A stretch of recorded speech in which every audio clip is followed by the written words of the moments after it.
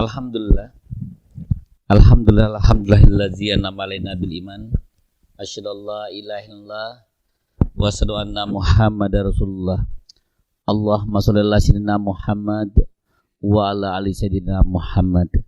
Innahu min Sulaiman wa innahu bismillahirrahmanirrahim. Assalamualaikum warahmatullahi wabarakatuh. Sebelum kita mulai pengajian kita sama-sama baca umul kitab agar kiranya kajian ini mendapat ridho dari Allah SWT. Apa yang kita kaji nanti kita dibimbing oleh Allah, pertanyaan dibimbing oleh Allah dan jawaban juga dibimbing oleh Allah. Bukan emosi kita, bukan juga arogan kita. Mudah-mudahan Allah dengan kajian kita sehingga kita bisa sami'na wa ata'na. Al-Fatihah. A'udzubillahi minasyaitonirrajim. Bismillahirrahmanirrahim. Alhamdulillahirabbil alamin arrahmanirrahim maliki yaumiddin iyyaka na'budu wa iyyaka nasta'in shiratal mustaqim shiratal ladzina an'amta 'alaihim ghairil maghdubi 'alaihim waladdallin amin. Baiklah Bapak Ibu yang kita hormati, insyaallah kita semua mendapat berkah dari Allah Subhanahu wa taala. Adapun judul hari ini cara menolak bala. Biasanya kita kalau sudah bala baru kita tolak. Ya. Kalau sudah bala baru bertolak. Bala hari ini, malam besok sedekah. Sedekahnya apa? Tolak bala. Ya. Jadi bala itu ditolak dengan 5 cara. Pertama dengan sedekah. Itu benar kita dengan sedekah. Maka dari itu kita kalau ada bencana, hari ini kecelakaan, malam nanti sedekah tolak bala. Ya. Yang bala kemarin tidak bisa ditolak lagi. Ditolak bala ke depan. Yang kedua, kita menolak bala seperti apa? Pertama tadi sedekah. Yang kedua, yaitu kita dengan beriman. Yang ketiga, kita beristighfar. Yang keempat, kita berdoa. Yang kelima, kita menyambung hubungan silaturahim. Itu cara kita menolak bala. Jadi dari 5 ini bisa kita acak, kita buat. Kita bahas dulu. Yang pertama adalah sedekah. Jadi tolak bala itu pertama sedekah. Kita buka dalilnya suratnya Al-Baqarah ayatnya 195. Suratnya Al-Baqarah ayat 195. A'udzubillahi minasyaitonirrajim. Bismillahirrahmanirrahim. Wa anfiqu fi sabilillah wa la tulqu bi aidikum ila tahlukah. Wa asinu innallaha la yuhibbul muhsinin. Al-Baqarah 195. Yang artinya, dan impakkanlah hartamu di jalan Allah, dan janganlah kamu jatuhkan dirimu sendiri ke dalam kebinasaan dengan tangan sendiri, dan berbuat baiklah, sungguh Allah menyukai orang-orang yang berbuat baik. Masya Allah, luar biasa. Wa anfiqu fi sabilillah wa la tulqu bi aidikum ila tahlukah. Allah katakan, dan impakkanlah harta kamu itu di jalan Allah. Jangan jatuhkan diri kamu dalam kebinasaan. Berbuat baiklah kamu, sesungguhnya Allah menyukai orang-orang yang berbuat kebaikan. Masya Allah, luar biasa. Bapak Ibu sekalian, coba kita lihat orang yang tidak mau mengimpakkan harta jalan Allah, dia banyak bencana. Apa bencananya? Pertama, keluarganya tidak akan menjadi keluarga yang sakinah, mawaddah, warahmah. Suami istri ribut terus. Mobil sama-sama bagus, tapi suami istri ribut. Ini bala. Ya. Anak ribut. Mobil banyak, rumah banyak, harta banyak, tapi tidak ada ketenangan. Itu namanya bala. Ya. Dan juga orangnya tidak merasa senang. Orang yang tidak mengimpakkan harta jalan Allah, dia tidak akan senang, selalu merasa kurang. Ya. Dan juga orang-orang yang tidak mau mengimpakkan harta jalan Allah, dia tidak akan mendapat furqan. Tidak akan bisa membedakan yang benar dan yang salah. Contoh maaf, ada misalkan bapak-bapak umur sudah 50-60 tahun bergaya muda. Span jean, baju anak muda, peci toboy dan sebagainya, pakai stil-stil muda, namanya tidak dapat furqan. Tidak mendapat furqan. Kalau dapat furqan, kalau umur sudah berumur, pakaian orang berumur. Pakaian orang berumur. Karena kalau kita pakai bukan pakaian kita, ini akan aneh. Terus orang-orang yang tidak bersedekah, dia tidak akan mendapat ilmu al-hikmah. Tidak akan mendapat ilmu al-hikmah, dia tidak bisa menerima nasihat-nasihat kebaikan. Tidak akan bisa. Terus orang yang tidak sedekah, dia tidak akan menimbulkan kesabaran. Karena amal solehnya tidak diterima oleh Allah. Karena Allah katakan, orang-orang yang beriman dan beramal soleh, ciri-ciri kuterima amal solehnya itu akan kutanamkan rasa kasih sayang. Akan kutanamkan rasa kasih sayang. Terus orang-orang yang tidak sedekah, ini akan bencana hartanya itu menyiksa dia. Akan menyiksa dia. Nah, maka dari itu, bagaimana kita tolak bala, yaitu sedekah. Dan kita mengimpakkan harta kita di jalan Allah. Nah, kemana kita langkah berinfak itu? Misalkan Bapak Ibu sekalian, ini ada satu keluarga ribut. Anaknya ribut, istrinya ribut. Ini kacau rumah tangganya. Ini gampang. Begitu ada permasalahan di diri kita, segera kita bersedekah. Segera kita bersedekah. Kemana sasaran kita kalau terjadi rumah tangga berantakan? Sasarannya orang tua, kerabat, anak yatim, dan orang miskin. Ya, orang tua dan kerabat.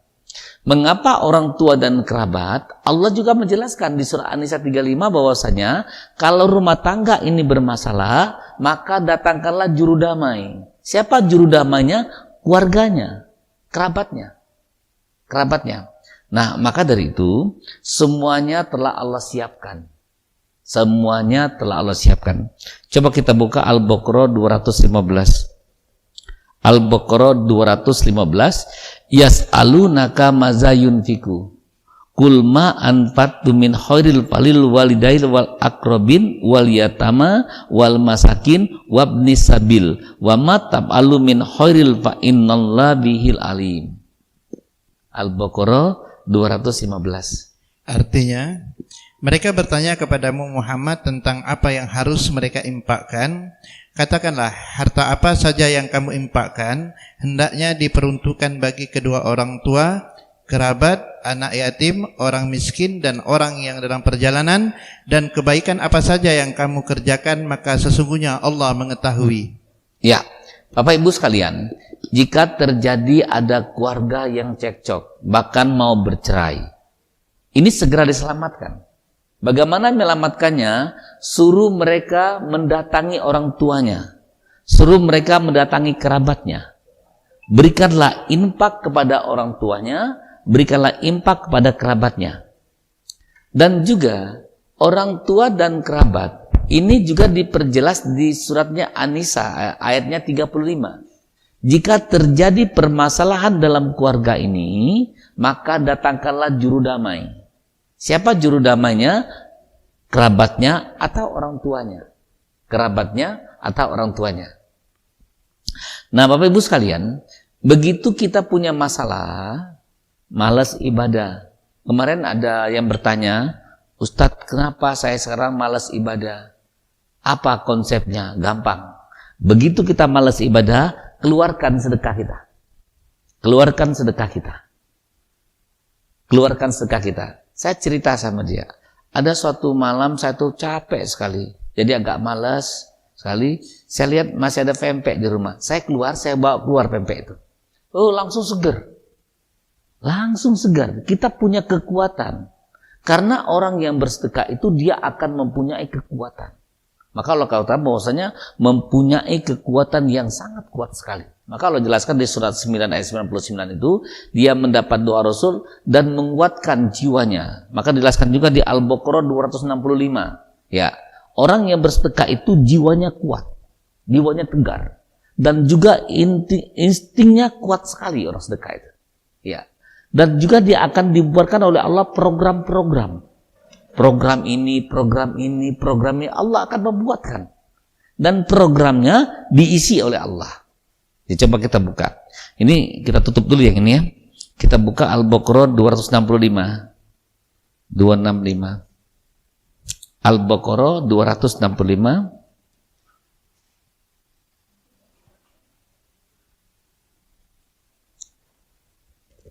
Ya, artinya langsung. Al-Baqarah 265 yang artinya, Ya.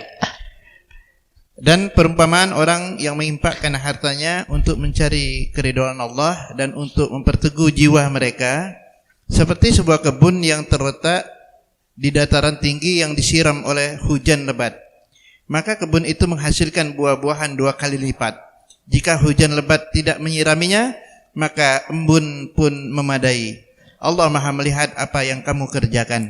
Allah katakan perumpamaan orang-orang yang menginfakkan harta jalan Allah untuk mencari ridho Allah dan menguatkan jiwanya. Maka orang berinfak itu jiwanya tenang. Orang yang berinfak itu jiwanya tenang. Maka orang berinfak itu dibalas 1 biji menjadi 7 angkai. Pertama dia tenang, yang kedua dia senang. Ya, jadi orang berinfak dia tenang karena dia mendapatkan jiwa yang tenang. Orang yang suka berinfak, orangnya tidak pernah berkeluh kesah. Orangnya tidak pernah berkeluh kesah. Serumit apapun masalahnya, dia tidak akan berkeluh kesah. Dia cuma lapor kepada Allah. Mengapa demikian?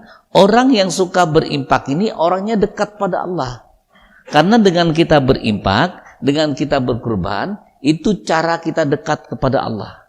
Nah, kita bencana itu, Allah katakan, semua bencana yang menimpa kamu, itu akibat perbuatan kamu sendiri, akibat kamu melanggar aturan Allah. Akibat kamu jauh dengan Allah. Jadi, bagaimana caranya agar kita dekat kepada Allah? Yaitu dengan kita mengorbankan harta kita, dengan kita mengimpakkan harta kita. Coba kita bahas suratnya, mendekatkan pada Allah, surat Al-Kautsar 108. Inna a'toina kal kausar pasol lil rabbika wanhar inna syani'aka wal abtar. Suratnya 108. 108. Inna a'toina. Surat Al-Kautsar yang artinya, sungguh kami telah memberimu Muhammad nikmat yang banyak. Maka laksanakanlah solat karena Tuhanmu dan berkurbanlah sebagai ibadah dan mendekatkan diri kepada Allah. Sungguh orang-orang yang membencimu, dialah yang terputus dari rahmat Allah. Allah katakan, sungguh kami telah memberikanmu nikmat yang banyak, wahai Muhammad, ya. Maka laksanakanlah solat dan berkurbanlah sebagai ibadah untuk mendekatkan diri kepada Allah. Ya. Jadi untuk mendekatkan diri pada Allah, kita dengan solat dan berkurban. Jadi kita dengan solat dan bersedekah ini kita bisa dekat kepada Allah.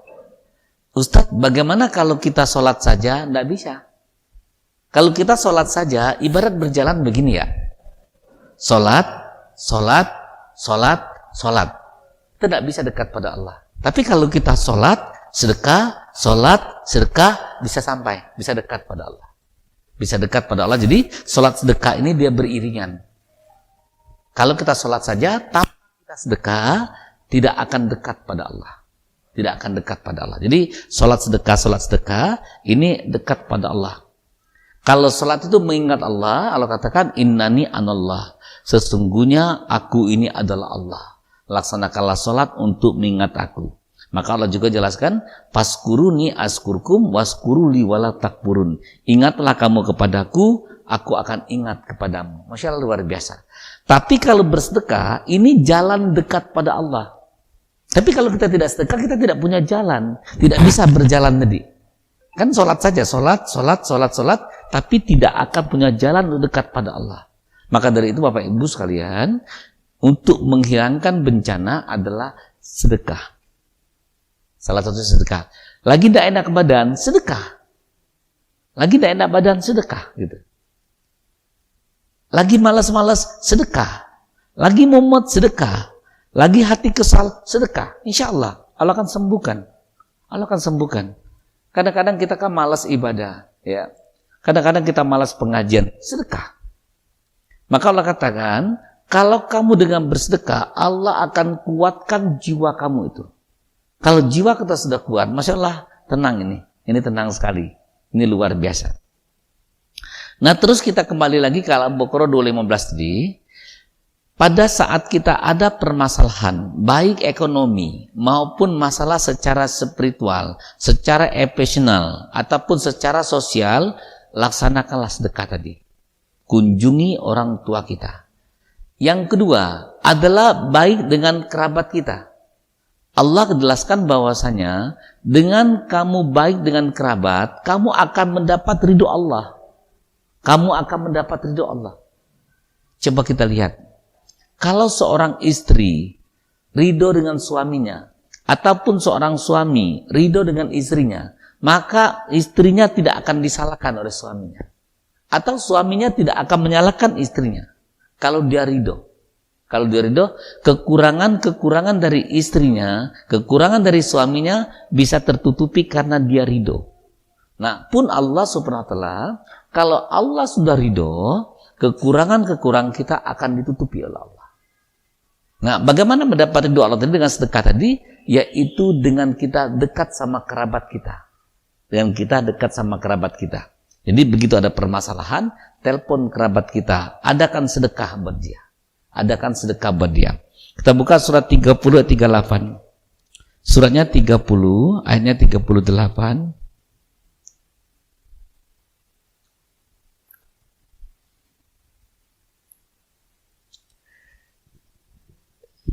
Surat 30 surat Rum ayat 38 yang artinya, maka berikanlah haknya kepada kerabat dekat, juga kepada orang miskin dan orang-orang yang dalam perjalanan.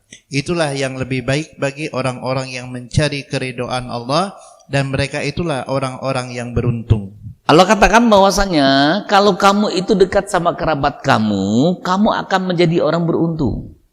Menjadi orang yang beruntung.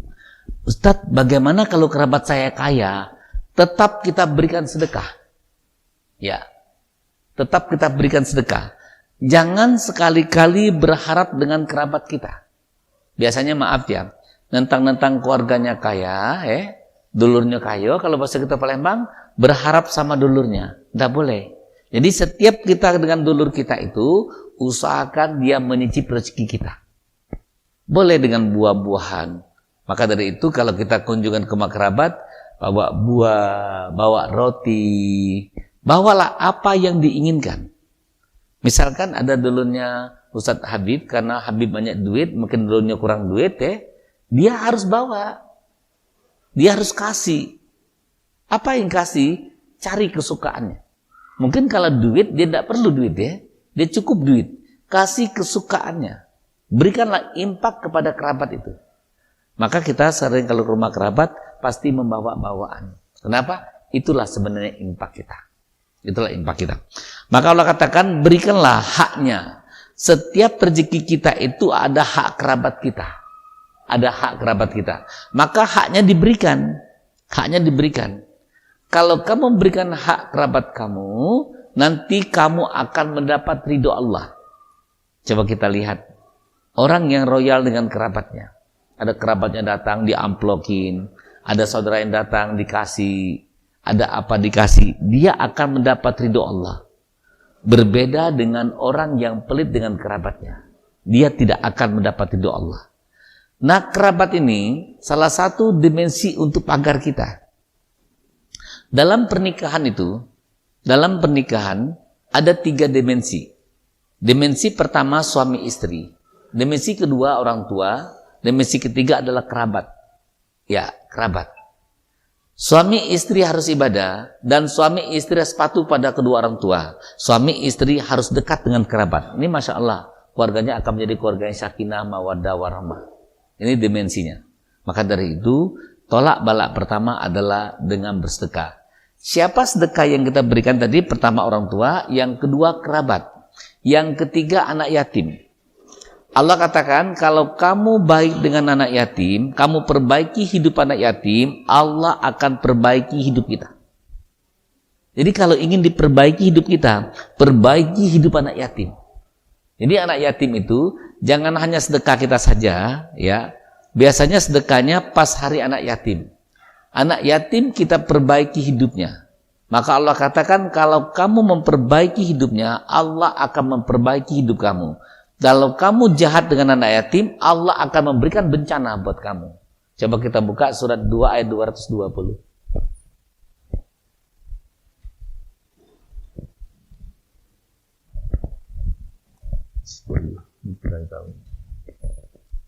Suratnya 2 ayat 220. Yang artinya tentang dunia dan akhirat. Mereka menanyakan kepadamu Muhammad tentang anak-anak yatim, katakanlah memperbaiki keadaan mereka adalah baik, dan jika kamu mempergauli mereka, maka mereka adalah saudara-saudaramu.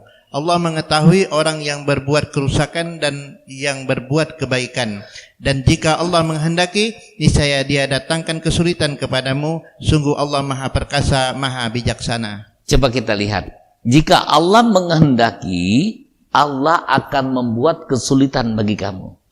Di sini Allah jelaskan fid dunya wal akhirat, tentang dunia dan akhirat. Ya, tentang dunia dan akhirat. Allah katakan tentang dunia akhirat, mereka menanyakan kepadamu Muhammad tentang anak yatim. Katakanlah memperbaiki keadaan mereka adalah baik. Ya, kalau ingin rumah kita perbaiki, perbaiki rumah anak yatim. Kalau ingin ekonomi kita diperbaiki oleh Allah, perbaiki ekonomi anak yatim. Kalau ingin makan kita diperbaiki Allah, perbaiki makan anak yatim. Jadi dengan anak yatim harus kita programkan. Jangan kita kasih anak yatim itu pas ketemu, pas terlihat, pas hari anak yatim, pas-pasan saja. Kalau kita pas-pasan saja, Allah juga akan memberikan pas-pasan bagi kita. Allah juga memberikan pas-pasan. Dan jika kamu mempergauli mereka, maka mereka itu adalah saudara-saudara kamu. Allah mengetahui perbuatan dan kerusakan yang membuat, Allah juga mengetahui orang-orang yang membuat kebaikan. Jika kamu tidak baik dengan anak yatim, akan kubuat sulit hidup kamu. Ekonomi sulit, dengan anak sulit, pekerjaan sulit, semuanya akan kupersulit. Ini jelasnya. Ustadz, cak manola sulit dan ekonomi ini sulit dan baca 220. Ini banyak yang diskusi, Ustadz cak manola baca 220. Kita introspeksi diri kita, sudah belum kita memprogramkan untuk anak yatim. Kalau kita programkan untuk anak yatim, Allah tidak akan mempersulit hidup kita. Masya Allah, luar biasa. Ini luar biasa. Terus agar kita tolak bala dengan sedekah, dengan siapa? Orang miskin. Sebenarnya orang miskin itu proyek. Allah telah mendatangkan di lampu merah, di simpang-simpang 3. Setiap kita mau berangkat, ada Pak Oga, ada siapa. Itu ada 2.000 pun cukup. Maka sedekah. Sedekah. Termasuk bunda-bunda, kalau ingin suaminya itu selamat, tidak diganggu orang, siapi sedekahnya. Ya, siapi sedekahnya. Jadi siapin nasi gemuk atau apa dalam mobilnya, motornya, titipkan kalau mau bekerja, nanti sedekah. Insya Allah tidak akan diganggu. Allah akan jaga orang-orang bersedekah. Masya Allah, luar biasa. Ini ada kisah. Ada kisah seorang kafir zaman Nabi Sulaiman, dia mengambil telur burung. Ya, maka burung itu melapor kepada Nabi Sulaiman. Wahai Nabi Sulaiman, itu ada bapak kafir yang selalu mengambil telur kami, sehingga kami tidak bisa berkembang biak. Lantas Nabi Sulaiman memerintahkan jin Jibril agar kiranya menarik kaki orang kafir itu. Begitu jin itu mau menarik dari orang kafir itu, tidak bisa menariknya. Tidak bisa menariknya. Jin lapor kepada Nabi Sulaiman, wahai Sulaiman, saya tidak bisa. Lantas Nabi Sulaiman menemuin bapak kafir tadi, apa amalan bapak? Sehingga jin ini tidak bisa menarik. Ternyata bapak kafir ini, sebelum dia mengambil telur burung itu, di situ ada pengemis. Dia bersedekah pada pengemis itu. Dia bersedekah pada pengemis itu. Maka dia diselamatkan. Masya Allah, luar biasa. Orang kafir saja diselamatkan dari bencana kalau dia sedekah. Ini luar biasa ya. Dan juga kisah yang masuk tambang emas. Kemarin yang tambang emas ada berapa orang meninggal, yang satu orang selamat itu. Satu orang selamat. Kenapa dia selamat? Ternyata pas di lampu merah, dia melihat pengemis Ada bapak tua pengemis, dia pinggirkan mobilnya, rantang yang dikasih istrinya tadi dikasihkan dengan pengemis itu. Apa yang terjadi? Teman-temannya 5 masuk, dia terlambat. Sehingga dia selamat. Temannya 5 itu masuk meninggal semua dan dia selamat. Alhamdulillah, dia diberangkatkan ke luar negeri. Bertemu dengan Pak Najam, Pak guru kita di Amerika bertemu, dia ceritakan tentang bahwasanya sedekah tolak bala. Pada saat itu Pak Najam menjelaskan tentang ayat ini. Masya Allah, luar biasa. Ini luar biasa. Nah, Bapak Ibu sekalian, kepada siapa lagi agar kita selamat? Dengan fisabilillah. Kita harus punya hubungan yang baik dengan fisabilillah.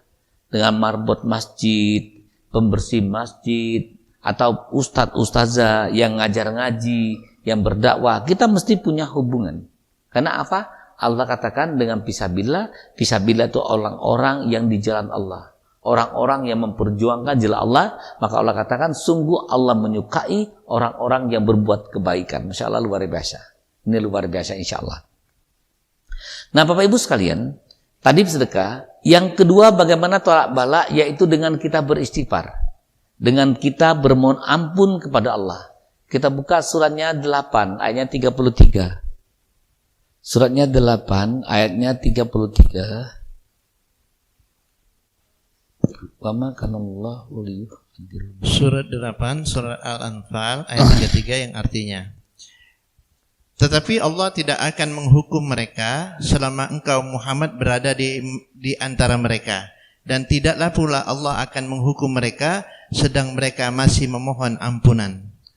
Tetapi Allah tidak akan menghukum mereka selama engkau Muhammad berada di mereka, dan tidak pula akan menghukum mereka sedangkan mereka masih bermohon ampun. Masih bermohon ampun. Jadi tolak bala yaitu dengan kita bermohon ampun.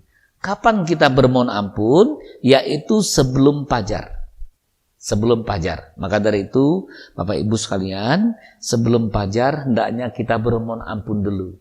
Karena 2 surat Allah menjelaskan bahwasanya bermohon ampun di sebelum fajar. As-sabirin was-sodikin wal qanitin wal munfikin nawal mustaghfiri nabil ashar. Orang-orang yang bermohon ampun sebelum fajar. Kapan sebelum fajar itu? Kalau kita lihat dari YouTube-nya Adi Hidayat, yaitu 15 menit sebelum azan. Atau 10 menit sebelum azan, ya, ada waktu insyaf ya. Nah, itu waktu bermohon ampun. Itu waktu bermohon ampun.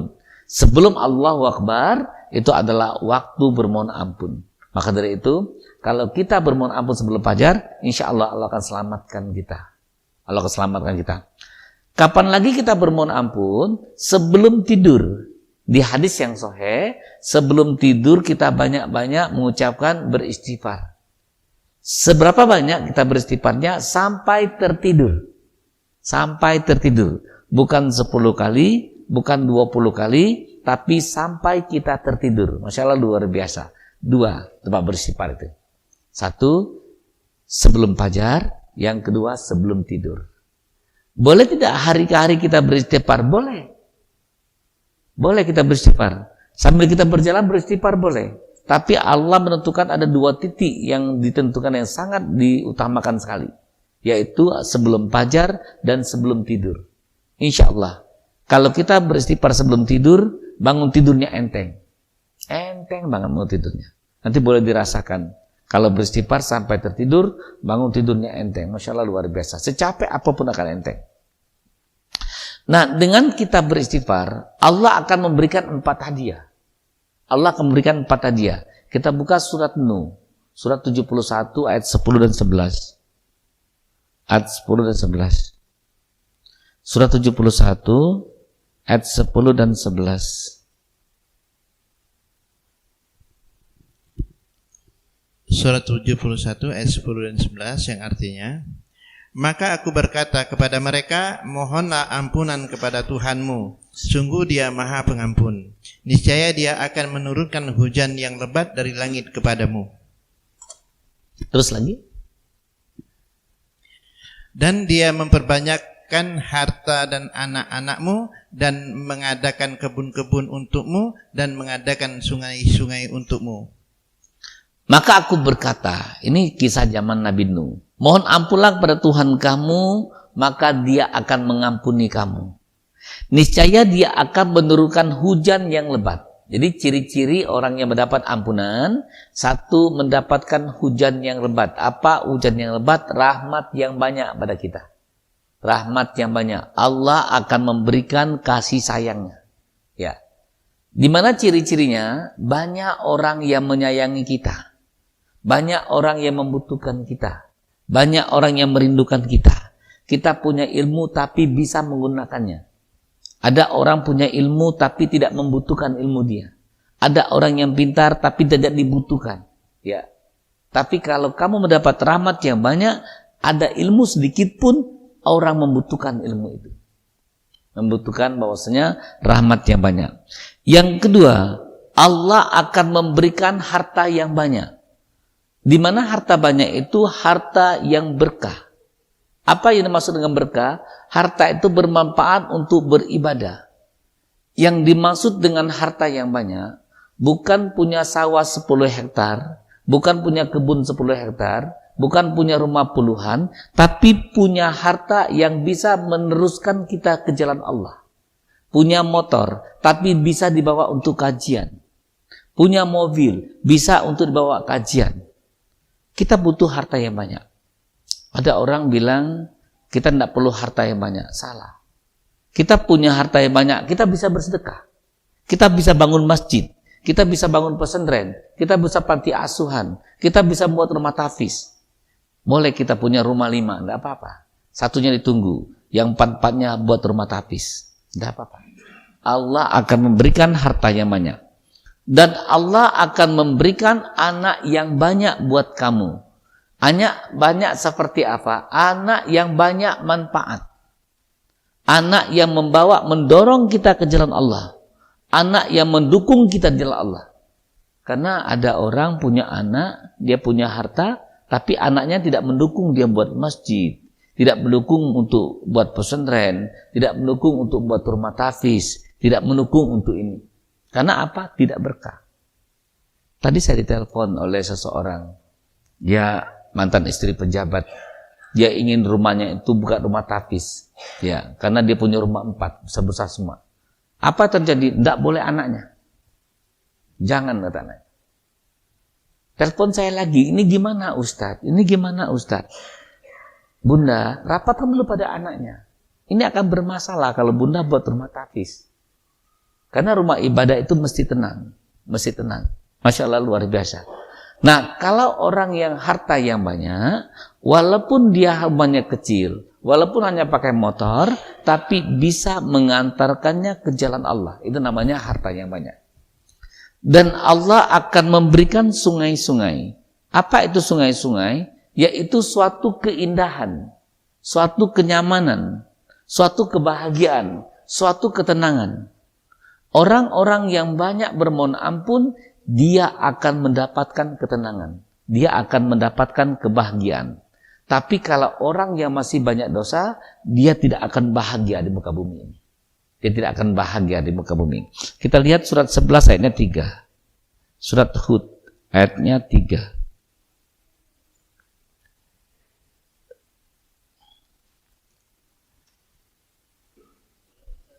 Ayat 3.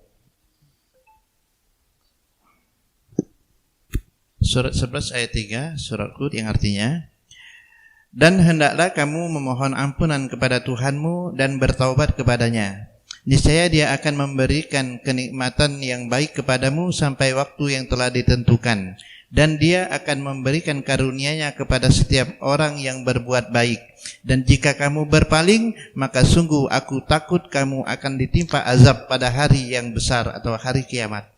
Dan hendaklah kamu bermohon ampun kepada Tuhan kamu dan bertobat kepadanya. Niscaya dia akan memberikan kenikmatan yang banyak kepada kamu sampai waktu yang telah ditentukan. Dan dia akan memberikan karunia-Nya kepada setiap orang-orang yang berbuat kebaikan. Jika kamu berpaling, maka sungguh aku takut kamu akan ditimpa azab pada hari itu, azab yang sangat besar. Nah, mengapa orang itu tidak bahagia? Mengapa orang tidak tenang di rumahnya? karena diliputi oleh dosa-dosa. Ada orang bilang bahwasanya untuk ketenangan itu karaoke. Sebenarnya mereka nggak senang. Ada orang bilang bahwasanya untuk ketenangan keluar malam. Sebenarnya mereka nggak tenang. Mereka duduk nongkrong di warung kopi, main gap di luar. Sebenarnya mereka itu tidak tenang. Ada bapak-bapak, maaf, kadang-kadang main gapnya sampai jam 3 malam, sampai subuh. Itu adalah mereka tidak tenang. Kalau dia tenang, tidak mungkin dia sanggup meninggalkan keluarganya sampai jam 3 malam. Ustadz boleh main gap? Boleh main gap. Ya, sejam, setengah jam. Tapi kalau dia dari sore sampai jam 3 malam keluar, dia lebih senang main gap, berarti dia tidak punya ketenangan di rumahnya. Coba kita lihat. Kita teliti, kemarin saya juga meliti di sana, di kampung sana ada banyak pensiunan pusri, pensiun pegawai negeri, ya, sore-sore pakai celana pendek sampai malam main gap. Bahkan maghrib pun tidak ikut maghrib. Kami tanya sampai jam berapa main gapnya? Ya, kapan ngantuk baru balik. Jam berapa? Kadang jam 2, kadang jam 3. Bagus itu. Ya. Apa yang Bapak dapatkan main gap, Pak? Senang katanya. Oh, senang. Ini ciri-ciri bahwasanya dia tidak tenang di rumah. Kalau dia tenang di rumah, dia tidak akan tinggalkan rumahnya itu. Tidak akan tenang di rumah itu. Jadi bunda-bunda, kalau ada bapak-bapaknya main gap, berarti nggak tenang dia itu. Suruh bermohon ampun kepada Allah. Suruh bermohon ampun kepada Allah. Karena belum mendapatkan ketenangan dia. Terus, yang ketiga, bagaimana cara kita menolak bala? Yaitu dengan kita beriman kepada Allah. Coba kita buka surat 5 ayatnya 11. Suratnya 5 Al-Maidah ayatnya 11. Ya ayyuhallazina amanu zkuru nikmatallahi alaikum. Ya. Surat Al-Maidah ayat 11 yang artinya, wahai orang-orang yang beriman, ingatlah nikmat Allah yang diberikan kepadamu ketika suatu kaum bermaksud hendak menyerangmu dengan tangannya. Lalu Allah menahan tangan mereka dari kamu. Dan bertakwalah kepada Allah, dan hanya kepada Allah lah hendaknya orang-orang beriman itu bertawakal. Wahai orang yang beriman, ingat akan nikmat Allah. Allah banyak memberikan nikmat kepada kita. Nikmat apa? Nikmat Islam. Kalau kita merasa mendapat nikmat Islam, maka kita harus belajar ilmu Islam. Karena ada juga orang Islam, tapi tidak mau belajar ilmu Islam. Cuek dengan ilmu Islam. Cuek dengan pengajian. Berumur hidup tidak ada pengajiannya. Tidak ikut agama Islam itu. Nikmat apa? Nikmat iman. Kalau kamu ingin ditambah nikmat iman, Allah katakan, kamu pelajari Al-Quran. Karena dengan kamu belajar Al-Quran, kamu akan mengerti apa itu iman. Apa itu iman. Terus bahwasanya nikmat keluarga. Kalau kamu merasa nikmat punya keluarga, jaga keluargamu, pelihara keluarga kamu, berilah makanan-makanan yang halal. Maka Allah katakan, kalau kamu menyukuri nikmat itu, seketika ada seseorang yang ingin memukul kamu, ingin membunuh kamu, Allah katakan, aku yang pegang tangannya. Aku yang memegang tangannya. Lalu Allah menahan tangan mereka dari kamu dan bertakwalah pada Allah. Hal demikian itulah bagi orang-orang yang bertawakal. Nah, Bapak Ibu sekalian, kalau kita itu beriman kepada Allah, menyukuri nikmat Allah, kalau ada orang ingin mengganggu kita, Allah yang menahan tangannya. Contoh, orang yang beriman. Nabi Ibrahim, Nabi Ismail tidak mati karena pisau. Padahal mau disembelih ya, disembelih. Tapi tidak mati. Mengapa? Karena dia yakin pada Allah. Pada saat itu Nabi Ibrahim mengatakan kepada Nabi Ismail, wahai Ismail, sesungguhnya aku bermimpi menyembelih engkau. Apa pendapatmu? Apa kata Nabi Ibrahim, Nabi Ismail? Wahai ayahku, kalau itu perintah Allah, lakukan. Begitu ingin melakukannya, Nabi Ibrahim dan Ismail tidak mati karena pisau. Nabi Ibrahim menentang patung-patung Namrud. Dan dia yakin adanya Allah Subhanahu wa taala, dibakar oleh Namrud, tidak akan terbakar. Karena apa? Dia beriman kepada Allah. Dia beriman kepada Allah. Nabi Yunus tenggelam di laut, ditelan oleh ikan. Ya, karena Nabi Yunus beriman kepada Allah, maka Allah akan tahan. Ikan itu tidak bisa memakan, mererut, menghancurkan tubuh Nabi Yunus ini. Padahal secara hukum, kalau sudah masuk perut ikan, pasti hancur. Ya, pasti hancur. Tapi ikan itu tidak bisa. Mengapa demikian? Ada campur tangannya Allah. Mengapa Nabi Ibrahim tidak bisa dibakar? Ada campur tangannya Allah. Kenapa Nabi Ismail tidak bisa disembelih? Ada campur tangannya Allah. Kenapa Nabi Yunus tidak bisa dihancurkan oleh ikan? Ada campur tangan Allah.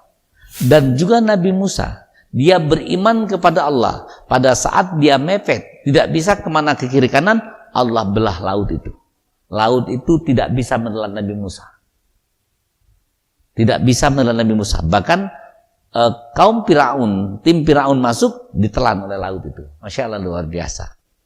Luar biasa. Nabi Yusuf dimasukkan dalam sumur, tidak mati. Tidak mati. Kalau dia beriman kepada Allah. Siapa lagi? Nabi Ayub sakit sehingga dagingnya habis. Dimakan oleh blutung, tapi tidak akan mati. Mengapa demikian? Ada campur tangan Allah di situ. Ada campur tangan Allah. Dan orang-orang yang beriman kepada Allah, ada campur tangannya Allah, hal mustahil pun bisa terjadi. Contoh, waktu Nabi Ismail ya, Ibrahim yang minta anak, bahwasanya mendapat anak bernama Zakaria. Nabi apa? Ya, yang anaknya Zakaria. Ya, anaknya Yahya. Ya.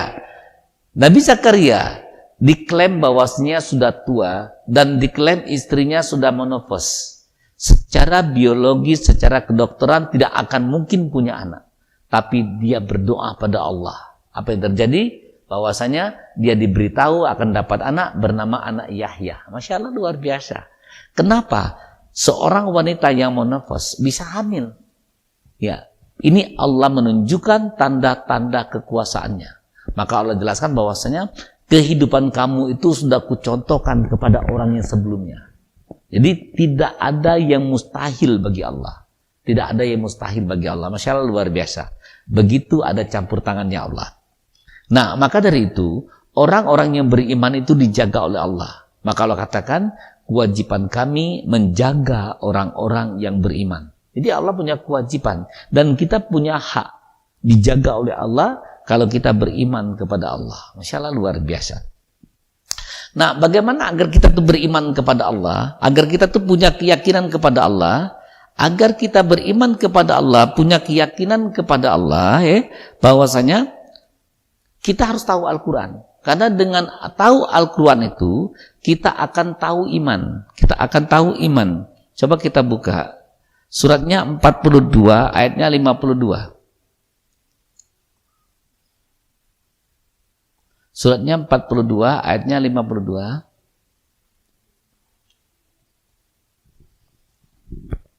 Surat Asy-Syura surat 42 ayat 52 yang artinya, dan demikianlah kami wahyukan kepadamu Muhammad roh atau Al-Quran dengan perintah kami.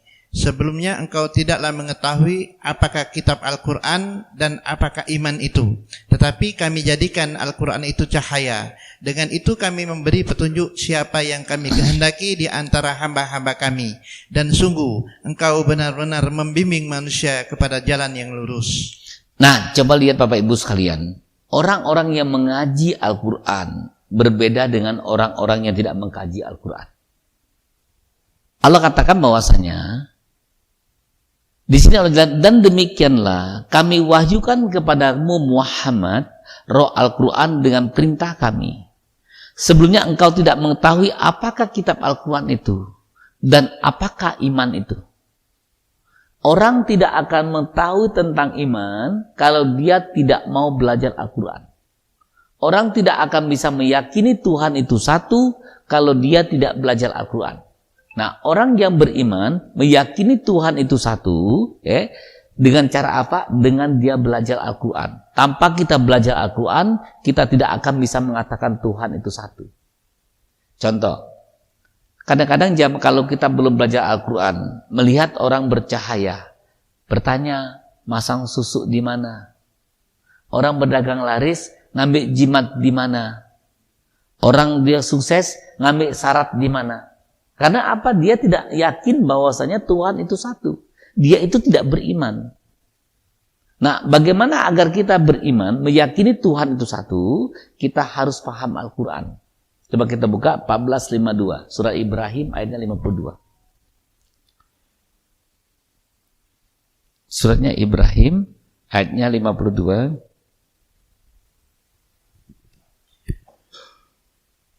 Surah Ibrahim ayat 52 yang artinya, dan Al-Quran ini adalah penjelasan yang sempurna bagi manusia, agar mereka diberi peringatan dengannya, agar mereka mengetahui bahwa Dia adalah Tuhan yang Maha Esa, dan agar orang yang berakal mengambil pelajaran. Allah katakan bahwasanya dan Al-Quran ini adalah penjelasan yang sempurna. Jadi siapapun yang ingin mendapat penjelasan yang sempurna, agar mereka itu diberi peringatan dengannya, agar mereka mengerti Tuhan itu satu. Agar mereka mengerti Tuhan itu satu. Contoh, banyak orang dengan jimat-jimat agar selamat. Ada lagi dengan pohon ini, kamu tempelkan di dinding, ini selamat. Dengan kamu membawa ini, kamu selamat. Karena apa? Mereka tidak mengerti Tuhan itu satu. Tapi setelah kita mengerti Tuhan itu satu, ternyata bencana itu akan hilang kalau kita beriman. Kalau kita yakin kepada Allah. Kalau kita yakin kepada Allah, maka bencana kita akan hilang. Seperti apa beriman? Kategori beriman ada 5.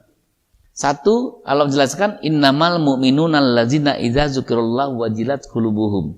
1, orang beriman itu jika disebut nama Allah gemetar hatinya. Berarti begitu Allahu Akbar, dia sholat. Jika dibacakan ayat Allah bertambah imannya, kembali ngaji. Untuk kita bisa beriman, kita harus ngaji. Tanpa kita ngaji, kita tidak akan bisa beriman sesungguhnya. Yang ketiga, hanya kepada Allah dia bertawakal.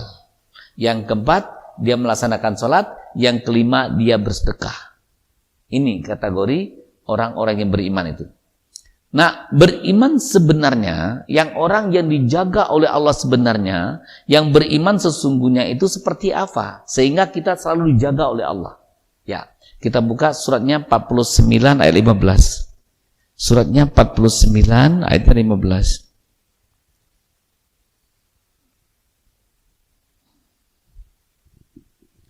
Surat 49, surat Al-Hujurat ayat 15 yang artinya, sesungguhnya orang-orang mukmin yang sebenarnya adalah mereka yang beriman kepada Allah dan Rasul-Nya, kemudian mereka tidak ragu-ragu, dan mereka berjihad dengan harta dan jiwanya di jalan Allah. Mereka itulah orang-orang yang benar. Allah katakan, innamal mu'minuna allazina amanu billahi wa rasul. Sesungguhnya orang-orang yang mukmin sebenarnya adalah mereka yang beriman kepada Allah dan Rasul-Nya. Kemudian mereka tidak ragu-ragu, mereka itu berjihad dengan harta dan jiwanya. Jadi kita tidak bisa hanya cukup beriman saja, yakin pada Allah dan Rasul. Ya, Allah katakan ada 2 lagi. Dia tidak ragu-ragu berjihad dengan harta dan jiwanya. Jadi jiwanya itu untuk dia berjihad. Hartanya juga untuk dia berjihad. Ustadz, kalau saya tidak punya harta, dengan jiwa. Dengan jiwa. Seperti apa dengan jiwa? Kita mengajak orang ngaji, mengkondisikan pengajian, menciptakan, membersihkan rumah ibadah. Kita mengabdi kepada Allah, berarti dengan jiwa. Tapi Allah katakan, kalau kamu ada harta, tidak bisa dengan jiwa saja.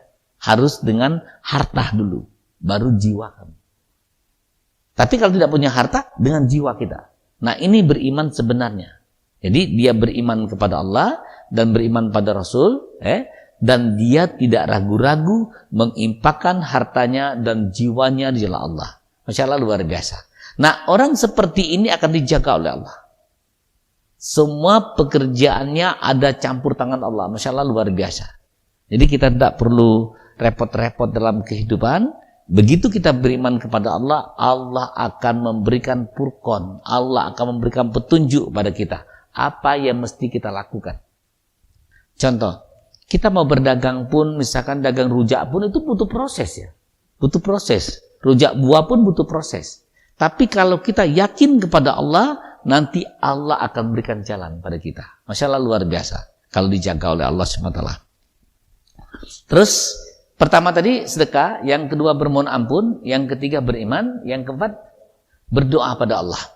Kita buka suratnya Al-Baqarah, ayatnya 186. Allah jelaskan, A'udzubillahi minasyaitonirrajim, bismillahirrahmanirrahim, wa iza zalaka ibadah ani qarib ujibu da'wa isadah. Ya, dibaca. Artinya, Al-Baqarah 186, dan apabila hamba-hambaku bertanya kepadamu Muhammad tentang aku, maka sesungguhnya aku dekat. Aku kabulkan permohonan orang yang berdoa apabila dia berdoa kepadaku. Hendaklah mereka itu memenuhi perintahku dan beriman kepadaku agar mereka memperoleh kebenaran. Masya Allah, luar biasa. Dan apabila hamba-hambaku bertanya tentang aku, katakan aku dekat. Aku akan mengabulkan semua permohonan hamba-hambaku. Dengan syarat, satu, dia beriman kepadaku. Yang kedua, dia melaksanakan perintahku. Yang ketiga, dia dalam keadaan kebenaran. Nah, maka Allah jelaskan dari ayat ini, di mana bahwasanya bencana akan dihilangkan. Kita buka suratnya 6 ayatnya 41. Suratnya 6 ayatnya 41.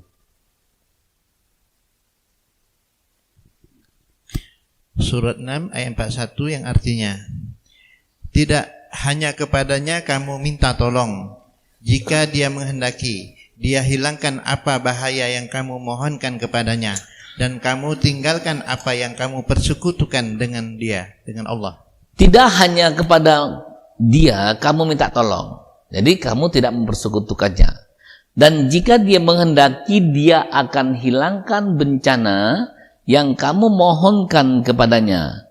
Dan kamu tinggalkan apa yang kamu persekutukan tadi. Nah, maka dari itu Allah katakan bahwasanya wa iza zalaka ibadah ani qarib ujibu da'wa isadaa. Wahai Muhammad, katakan, jika ada orang bertanya tentang aku dekat. Aku akan mengabulkan semua permohonan hamba-hambaku dengan syarat satu, dia beriman kepadaku.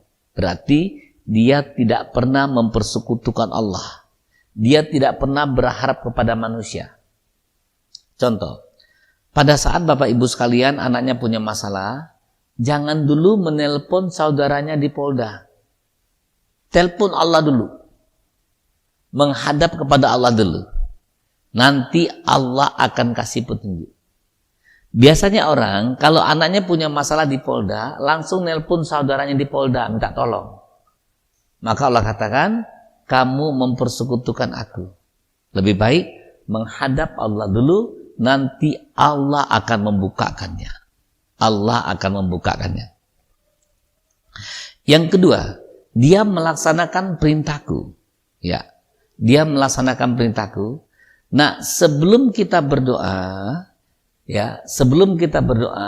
kita harus pertama, kan dihukum doa seperti apa? Selawat dulu pada Nabi. Ya, beristighfar. Kita bermohon ampun, baru kita berdoa pada Allah. Tapi jangan lupa kita bersedekah. Karena bersedekah itu jalan dekat kepada Allah. Agar doa kita cepat dikabulkan, juga kita bersedekah. Maka terjadi orang itu kalau sedekah di masjid, tolong didoakan, tolong doakan. Boleh tidak? Boleh. Boleh tolong didoakan. Ada orang bilang bahwasanya tidak perlu minta doa, tidak boleh, tidak apa-apa. Ada dalilnya di surah At-Taubah 103. Doakan mereka itu, doakan mereka itu. Maka orang kalau dia nyumbang ke masjid, nyumbang pesantren, tolong doakan, Masya Allah, luar biasa. Ya. Satu, beriman kepadaku. Yang kedua, melaksanakan perintahku. Yang ketiga, dia dalam keadaan kebenaran. Kebenaran seperti apa? baik hubungan kepada Allah dan baik hubungan kepada manusia. Maka dengan berdoa akan menghilangkan bencana kita. Masya Allah, luar biasa. Setiap hari itu Allah menyuruh kita berdoa. Di mana ayatnya? Bahwasanya Allah katakan 40-60, kalau kamu tidak mau berdoa kepadaku, maka akan kujadikan kamu tuh hina dan dina. Nah, setiap hari kita disuruh berdoa oleh Allah. Coba kita buka surahnya Al-Baqarah 152. Faskuruni askurkum waskuruli wala takburun ya ayyuhallazina amanu sta'ini bisabri wassalah innallaha ma'asabirin. Yang artinya, maka ingatlah kepadaku, aku pun akan ingat kepadamu. Bersyukurlah kepadaku dan janganlah kamu ingkar kepadaku. Wahai orang-orang yang beriman, mohonlah pertolongan kepada Allah dengan sabar dan sholat. Sungguh Allah beserta orang-orang yang sabar. Maka ingatlah kamu kepadaku, aku akan ingat kepadamu. Bersyukurlah kamu kepadaku, jangan ingkar terhadap nikmatku. Jadi kita mesti bersyukur pada Allah. Setiap hari kita itu diberi kesempatan untuk berdoa. Maka Allah katakan, wahai orang yang beriman, mohonlah pertolongan kepada Allah dengan sholat dan sabar. Contoh, tadi saya lihat bangunan itu bagus. Selesai lihat bangunan, tolong foto lip. Tolong foto, difotoin. Kita berdoa agar kiranya kita bisa juga buat Al-Fatihah. Biasanya kadang-kadang orang begitu melihat sesuatu itu tidak pernah berdoa. Misalkan bangunan bagus. Oh bagus banget, cepat selesainya. Biasanya langsung keluar kata-kata, wajar. Pak Haji kan banyak duit. Wajar. Dia mengatakan wajar terus. Tapi tidak pernah berdoa. Coba doakan semoga gedung ini berkah. Dan semoga kita juga dipermudahkan untuk membuatnya. Al-Fatihah. Maka Allah katakan setiap hari. Tadi saya foto. Nanti kita doa pada Allah. Kita melihat mobil bagus. Ya, saya ada satu hari, nah begitu Pak Haji mampir ke rumah Pak Haji, bawa mobil Alphard ya. Wah bagus banget mobilnya ya. Semoga berkah, semoga dipermudah oleh Allah saya mendapatkan Al-Fatihah. 3 bulan dari itu saya dikirim Alphard. Ya, waktu ada Bapak Haji mampir ke rumah bawa Alphard ya. Pas buka, bagus banget ya. Semoga berkah, semoga aku juga bisa mendapatkannya. Al-Fatihah. Lalu jalan. Alhamdulillah, 3 bulan. Dari Pak Haji mampir bawa Alphard, saya dikirim Allah Alphard. Ya. Karena kita meminta pada Allah. Jadi setiap hari itu Allah suruh kita meminta. Ini kadang-kadang, misalkan Pak Haji bawa Alphard ke rumah Habib. Bawa Alphard, Pak Haji bagus. Nyengir-nyengir deh. Tapi tidak mendoakan dan tidak berdoa. Padahal Allah katakan, setiap hari kuberikan contoh pada kamu, dan kamu tuh mintalah padaku. Aku ini kaya. Apa yang kau inginkan tuh minta kau itu. Doakan orang lain itu, jangan iri dengan apa yang memiliki orang itu. Kamu doakan dia dan doa untuk kamu. Sekarang saya tanya, Bapak Ibu sekalian, ada mobil Camry, misalkannya harga 1 miliar. Ada mobil baru, pernah tidak kita doakan, semoga mobil ini berkah, bermanfaat, dan semoga aku bisa mendapatkannya. Ini kadang-kadang cuma diam. Padahal Allah sudah kasih. Ini, kalau kamu mau berdoa. Aku ini kaya, mintalah padaku. Pada saat melihat ada orang pesta mewah. Misalkan pesta anaknya kena 2 miliar di gedung, di hotel. Wah, wajar be, dia wong kayo. Kalau kita tidak baca, kita wong saro. Nah, kita berdoa yang jelek dari kita. Ini membuat bencana bagi kita. Setiap Allah berikan kebaikan, kita berdoa kejahatan. Maka Allah katakan manusia itu suka berdoa kejahatan. Padahal pada saat Allah memberikan kebaikan yang bagus depan kita, doalah untuk dia dan doa untuk kita. Tapi manusia sering berdoa kejahatan. Ya, coba kita lihat ayatnya. Surat 17 ayat 11. Sudah ayat Allah atur semua. Surat 17 ayat 11.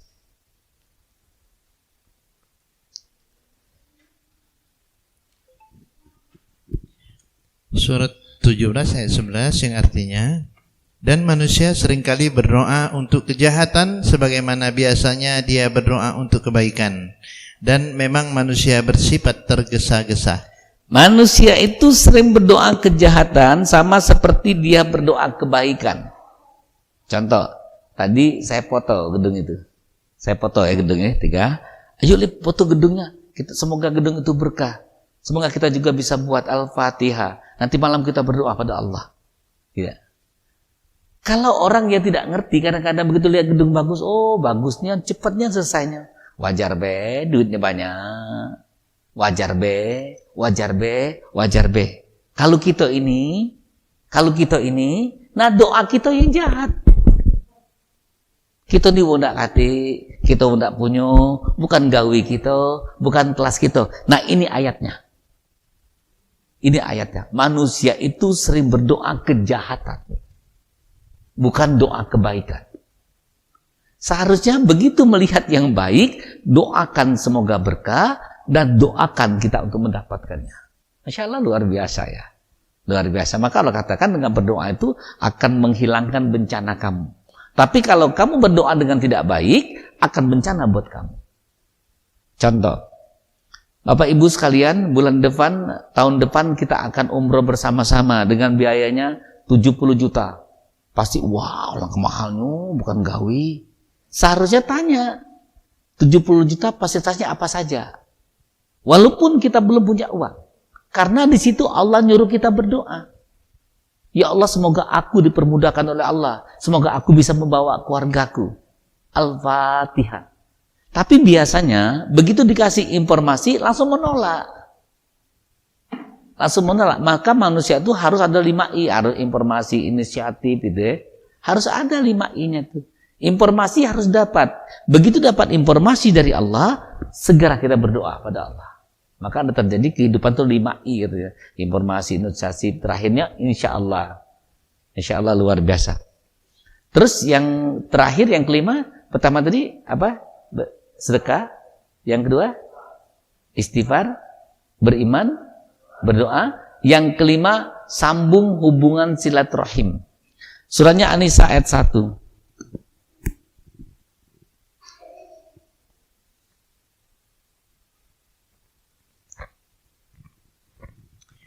Quran surah An-Nisa ayat 1 yang artinya, wahai manusia, bertakwalah kepada Tuhanmu yang telah menciptakan kamu dari diri yang satu yaitu Adam, dan Allah menciptakan pasangannya yaitu Hawa dari dirinya.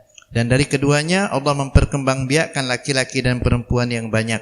Bertakwalah kepada Allah yang dengan namanya kamu saling meminta, dan peliharalah hubungan kekeluargaan. Sesungguhnya Allah selalu menjaga dan mengawasimu. Masya Allah luar biasa. Ya ayuhan nas taqu rabbukumul ladzi khalaqakum min nafsin wahidah. Wahai manusia, bertakwalah kepada Tuhan kamu yang telah menciptakan kamu dari yang satu Adam dan Hawa. Allah memperkembangbiakkan kamu dari pasangannya itu. Dan Allah katakan, jagalah hubungan kekeluargaan itu, Allah akan menjaga dan mengawasi kamu. Allah akan menjaga dan mengawasi kamu. Masya Allah luar biasa. Bapak Ibu sekalian, yang menemukan kita satu kantor Allah, yang menemukan kita satu bis Allah, menemukan kita satu kloter dalam umroh Allah, satu kloter dalam kita haji Allah, jaga hubungan itu. Jaga hubungan itu. Sekarang enak banget. Kalau kita umroh, kita buat grup umroh tahun sekian. Jaga hubungan. Jaga hubungan. Dalam berbisnis juga jaga hubungan. Saya lihat bisnisnya Sari Melayu, ya. Dia travelnya itu tidak banyak promosi. Tidak banyak campur tangan orang marketing. Apa yang terjadi? Dia setiap bulan ada silaturahim, perkumpulan haji dan umroh. Ya, jadi setiap sebulan sekali dia kumpulkan yang pernah dia bina umroh itu, yang pernah dia bina haji itu. Ternyata Masya Allah luar biasa. Sebulan 2 kali berangkat. Jemaahnya banyak tidak? Banyak. Saya tanya bagaimana sistem pemasarannya Bun? Enggak, wong daftar dewek Ustaz. Begitu saya isi acara ke sana, ternyata dia ada menjaga hubungan silaturahim itu. Yang pernah haji lewat pembina dia, pemimpin dia, meninggal, dia kunjungin, dia kasih kembang, dia kasih sumbangan, dan dia ajak alumni hajinya. Yang umroh ke sana ada masalah, dia kunjungi, Masya Allah luar biasa. Di sini Allah akan menjaga dan mengawasinya. Masya Allah luar biasa ini. Ini luar biasa. Ini luar biasa sekali. Jadi kalau ada alumni kita, adakan hubungan silaturahim itu. Adakan. Kita dari bisnis, ikatan pedagang sendal, ada hubungan. Dukunglah mereka itu. Maka Allah katakan, Allah akan menjaga dan mengawasi kamu. Masya Allah luar biasa. Jadi ada 5 tadi cara agar Allah kita tolak bala. Pertama dengan bersedekah. Allah jelaskan wa anfiqu fi sabilillah wa la tulqu bi aidikum ila tahluka. Dengan kita bersedekah, kita terhilang dari kebinasaan. Yang kedua, dengan kita bermohon ampun. Allah katakan, selagi kamu bermohon ampun, aku tidak akan menyiksa kamu. Yang ketiga, beristighfar. Yang keempat, dengan kita beriman kepada Allah.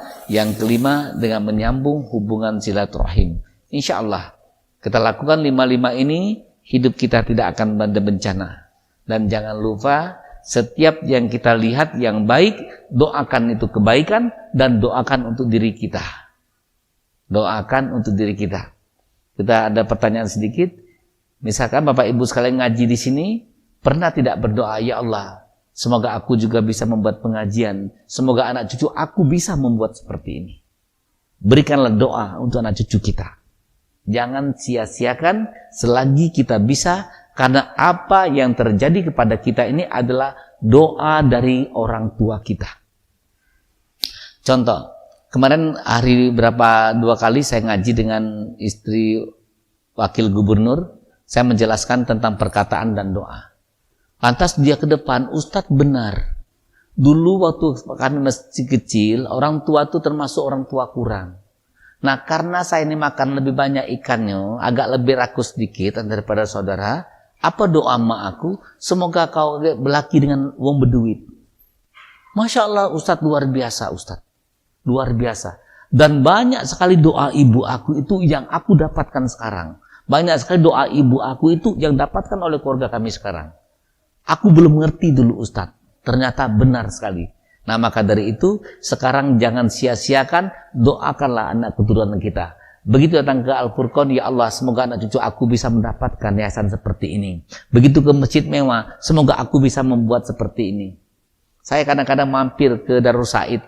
Ya, kadang-kadang sudah sholat saya mampir. Sholat tempat lain saya mampir sebentar. Ada di situ jualan, saya mampir. Ya Allah, semoga aku bisa membuat masjid seperti ini. Al-Fatihah. Cukup. Mampir sebentar. Kita berdoa.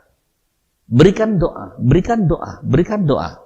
Insya Allah, kalau kita tanpa putus berdoa, Allah akan berikan untuk kita. Jangan lupa, selamatkan diri kita dengan doa. Semoga kita semua mendapat berkah dari Allah SWT. Wassalamualaikum warahmatullahi wabarakatuh.